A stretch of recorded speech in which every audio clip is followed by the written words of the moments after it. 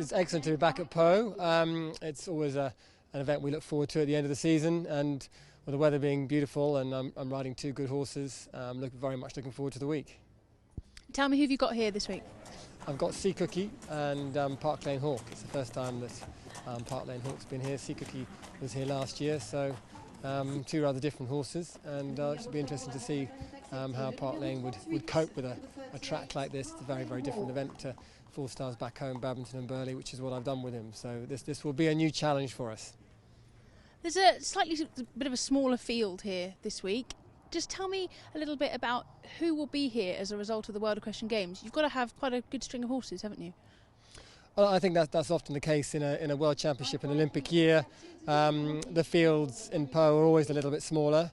I think particularly this year, sometimes horses reappear from the championship and have another run at the end of the season. And I think with WEG being so demanding, I think people felt just to put the horses away and let them have a good rest. So yeah, the field is quite small here, but there are always some horses that have maybe made a mistake at Burghley or not completed WEG, or been off for a while. So there's a few who appear here, and the field, whatever the size, is often quite strong.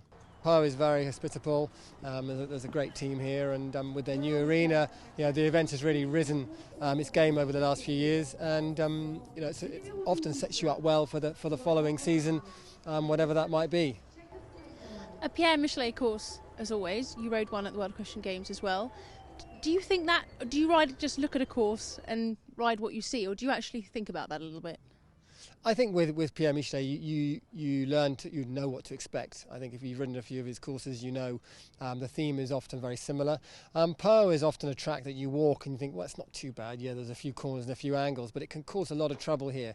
A lot of funny things happen in Pau. So you'd never take a course of Pierre's for granted. You'd always be very, very serious about it, even though you might think maybe it's not the same dimensions as Burghley or Badminton. There's often a few tricks, and the waters here are influential, the twists and the turns, and it's on a flat course, but there's normally plenty of mounds. I've not seen the course yet. I believe it goes the same way as last year. Normally it reverses every year. So I always wait with anticipation to have a look at the track and see what he's done. But there's often a few questions there that just keep you on your toes, and you're certainly very, very pleased to get through the finish here with no penalties.